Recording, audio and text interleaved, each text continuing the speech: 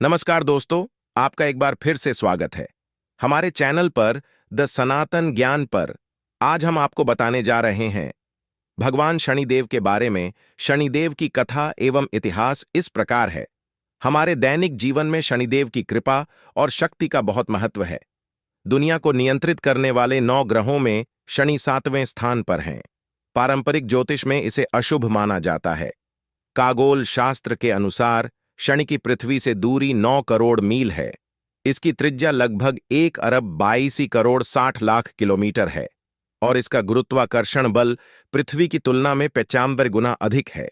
शनि ग्रह को सूर्य के चारों ओर एक चक्कर पूरा करने में 19 वर्ष लगते हैं। अंतरिक्ष यात्रियों ने शनि के रंगों को सुंदर, मजबूत, प्रभावशाली और आंखों को लुभाने वाला माना है। इसके वलय में 22 उपग्रह हैं। शनि की गुरुत्वाकर्षण शक्ति पृथ्वी की गुरुत्वाकर्षण शक्ति से कहीं अधिक है।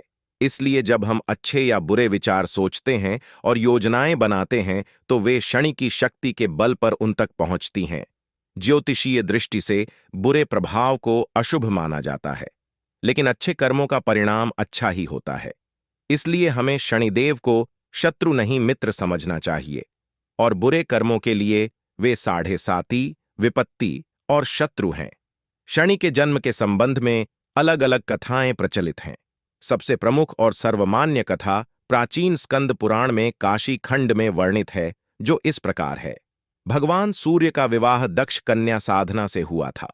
साधना भगवान सूर्य का तेज सहन नहीं कर पाती थी।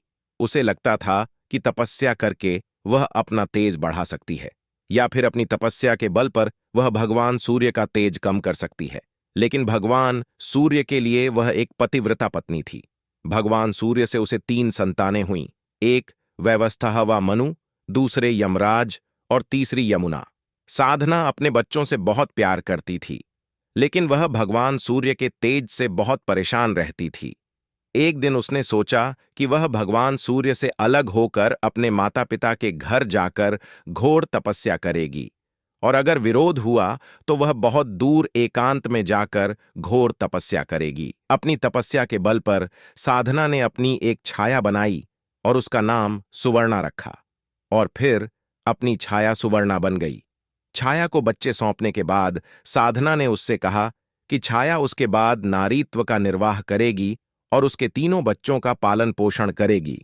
उसने उससे कहा कि अगर कोई समस्या आए तो वह उसे बुलाए और वह दौड़ी दौड़ी उसके पास आएगी।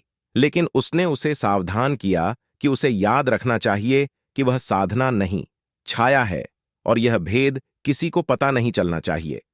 सौदन्या ने अपनी सारी जिम्मेदारियां छाया को सौंप दीं और अपने माता पिता के घर चली गई। घर जाकर उसने अपने पिता से कहा कि वह भगवान सूर्य का तेज सहन नहीं कर सकती, इसलिए वह अपने पति को बताए बिना ही चली आई है।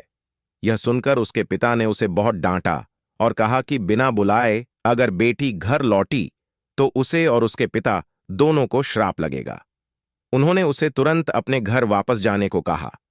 तब सौदन्या को यह चिंता होने लगी कि अगर वह वापस चली गई तो छाया को दी गई जिम्मेदारियों का क्या होगा।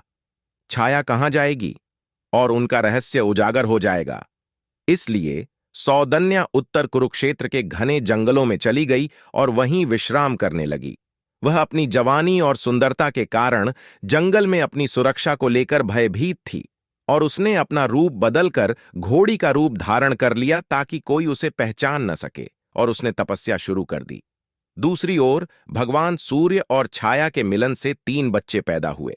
भगवान सूर्य और छाया एक दूसरे के साथ खुश थे। सूर्य ने कभी किसी बात पर संदेह नहीं किया।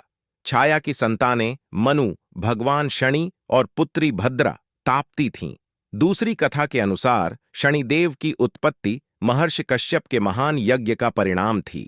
जब शनिदेव छाया के गर्भ में थे तब शिव भक्ति छाया भगवान शिव की तपस्या में इतनी लीन थीं कि उन्हें अपने भोजन की भी सुध नहीं रहती थी।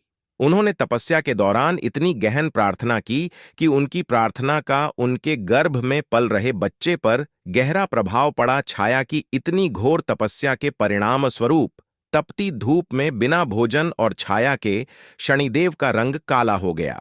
जब शनिदेव का जन्म हुआ तो सूर्यदेव उनके काले रंग को देखकर आश्चर्यचकित हो गए। उन्हें छाया पर संदेह होने लगा। उन्होंने छाया का अपमान करते हुए कहा कि यह उनका पुत्र नहीं है।